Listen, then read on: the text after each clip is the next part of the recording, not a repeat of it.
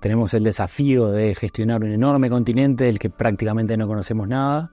Contar con buena información científica es la mejor esperanza que tenemos de tomar buenas decisiones en relación a este continente.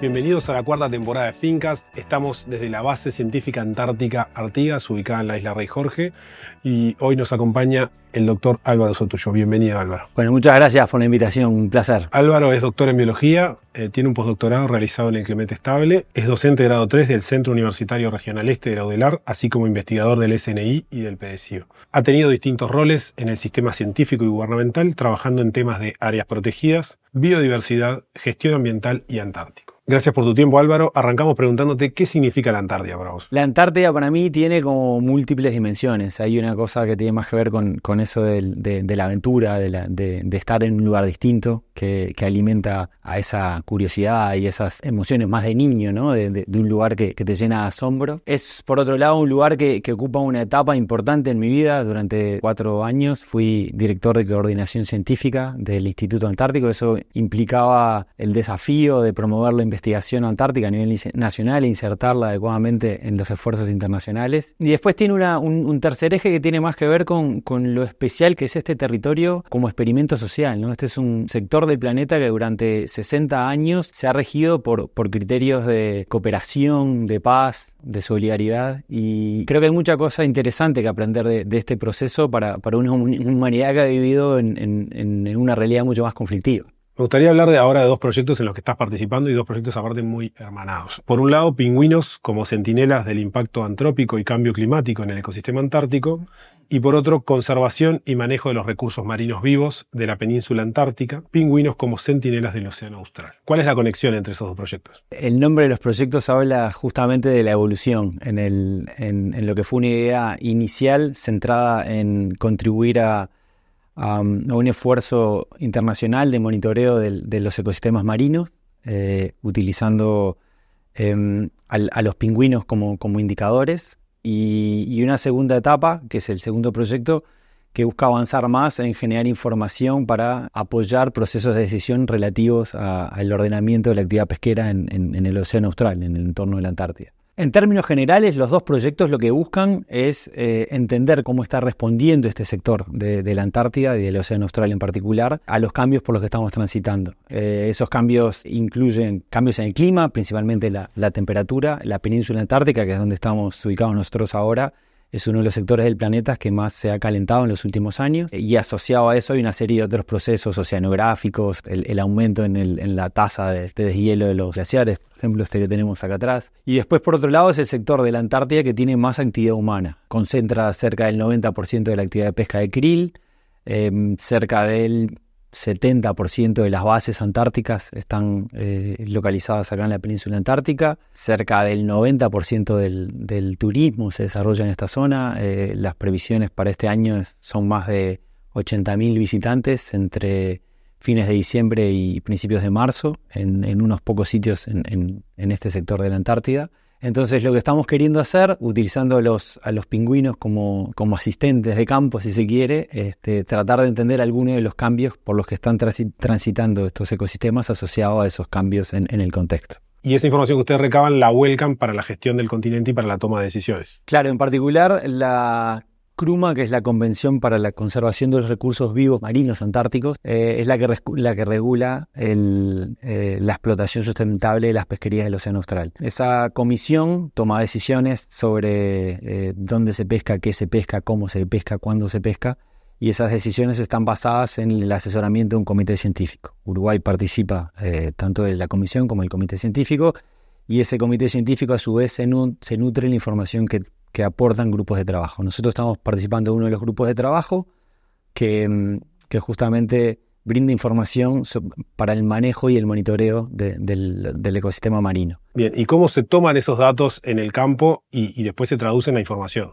Trabajamos como a 2 escalas. Nosotros la parte de campo básicamente la centramos en Isla Arley, que es un área especialmente protegida que hay cerca de acá de Base Artigas, donde hay colonias reproductivas de las 3 especies, y lo que hacemos a lo largo del verano es monitorear una serie de parámetros. Por un lado, parámetros poblacionales, el tamaño de las colonias, el éxito reproductivo, el tamaño de los pollos, el peso de los pollos antes de empezar la migración. Las 3 especies migran, o sea, no residen permanentemente en esta zona. Algunos son más locales, otros más lejanos. Por otro lado, utilizamos unos dispositivos que nos permiten seguirlos durante sus movimientos en el agua, y eso nos permite identificar dónde están comiendo, cómo son los patrones de búsqueda, el gasto energético que lleva a adquirir alimento suficiente para ellos y llevar al nido para los pollos. Y a su vez, a partir de muestras de tejidos, de plumas, de sangre, etcétera, podemos inferir cosas como la presencia de contaminantes, qué están comiendo, su condición fisiológica. Entonces, básicamente lo que hacemos es todos los días, durante el tiempo que estamos acá en la base, vamos hasta la isla, salvo que las condiciones meteorológicas sean muy malas, y bueno, o estamos contando, o estamos colocando esos aparatos que te comentaba, o los estamos recuperando. Y al final del verano, a una de esas especies que migra hacia el mar de Weddell, les colocamos unos sensores que miden la luz, y a partir de la información de luz, a posteriori podemos identificar por dónde migraron, y bueno, y otra serie de información. Me decías que hay algo súper interesante con cómo traducir esos datos a información que sirva. Y claro, porque, por ejemplo, con esto que te decía de los GLS, que son esos geolocalizadores que utilizan la luz para estimar las posiciones, también podemos identificar los lugares donde mudan, ¿no? Estos animales después del verano cambian completamente su plumaje. Durante ese periodo no están comiendo, y entonces esa etapa es una etapa muy crítica. La alimentación previa a ese periodo de ayuno y post es crítica. Y entonces asegurar que a la hora de regular la actividad pesquera se evita generar una presión adicional sobre esas poblaciones en ese momento, bueno, es fundamental y es un elemento importante para identificar o para determinar medidas de manejo adecuados para la pesquería de krill en esa zona, por ejemplo. Hace un rato decías que parte interesante de este proyecto es comparar con otros lugares de la Antártida, y además hay otros grupos que están trabajando en este mismo proyecto. Bueno, por eso te comentaba que hay como 2 escalas. Una escala que es el trabajo de campo, propiamente dicho, que nosotros hacemos, pero ese trabajo de campo se articula con el trabajo de campo que hacen otros investigadores de otros países a lo largo de la península antártica. Hoy me preguntaba sobre los 2 proyectos. Esos 2 proyectos que estamos haciendo en realidad han ido evolucionando como hacia un programa de investigación con varias líneas y sobre todo con varias líneas de cooperación. Entonces, por ejemplo, uno de los componentes hoy es comparar el comportamiento de alimentación de estas especies en Isla Arley, que estamos trabajando, con el entorno de una base argentina muy cerca de acá, en Carlini, y otra en Bahía Esperanza, que es del otro lado de la península antártica,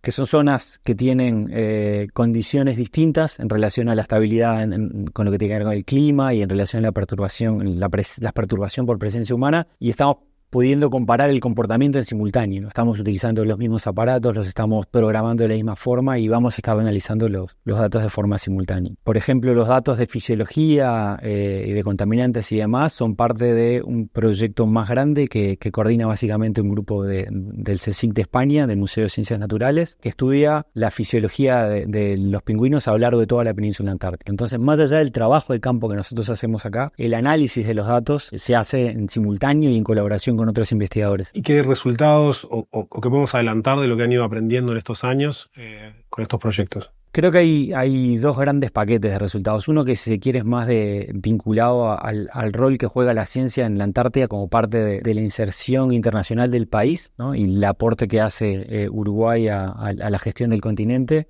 Y en relación a información más vinculada a la ecología de estas especies, hay una serie de aportes significativos en relación a la comprensión sobre el comportamiento de forrajeo, dónde comen, cuándo comen, cómo explotan los recursos disponibles, la forma en que responden las distintas especies a los cambios en la disponibilidad de krill, sobre todo durante el invierno, que es la etapa que es más difícil de estudiar justamente por lo remoto de las áreas que utilizan estos animales. Empezamos a tener información relevante sobre la presencia de contaminantes, y sobre el otro que empezamos a tener información relevante es sobre la condición fisiológica, el estrés, y sobre todo, bueno, sobre cómo eso varía en relación a la presencia o no de actividad humana en el entorno. Y para terminar, una pregunta un poco más reflexiva, ¿qué significa la ciencia para la humanidad? La ciencia, sobre todo, es una forma de pensar. Es una manera de aproximarse a entender el mundo, el universo en el que estamos insertos. Yo creo que es una forma productiva de utilizar nuestra curiosidad y nuestra imaginación. Lo que le brinda a la curiosidad y la imaginación innata de las personas es una manera ordenada de ir sistematizando información y juntando evidencia que ayuda a tomar mejores decisiones. Y por eso es tan clave la ciencia en el marco del Tratado Antártico. Tenemos el desafío de gestionar un enorme continente del que prácticamente no conocemos nada. Contar con buena información científica es quizás la mejor esperanza que tenemos de tomar buenas decisiones en relación a este continente. Álvaro, muchas gracias por este momento y por formar parte de Fincast. Al contrario, muchas gracias a ustedes. La verdad que es un placer aparte estar haciéndolo acá. Es clave el contar con la oportunidad de compartir con otras personas qué es lo que hacemos acá y por lo menos por qué creemos que lo que estamos haciendo acá es relevante. Muchas gracias.